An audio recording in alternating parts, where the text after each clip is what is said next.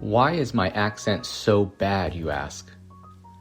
English learners are often insecure about their accent. First, your accent is not bad. It is non-standard to the American ear. There's a joke that goes, what do you call a person who can speak 3 languages? Trilingual.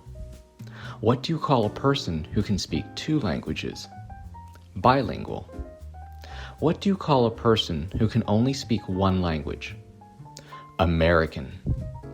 You see, every language is equally valid or good, so every accent is good.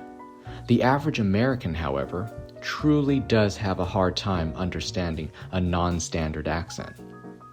George Bernard Shaw said that the English and Americans are 2 people divided by the same language. Some students learn to overpronounce English because they naturally want to say the word as it is written. Too often, an English teacher may allow this, perhaps thinking that colloquial American English is unsophisticated, unrefined, or even incorrect. Not so at all.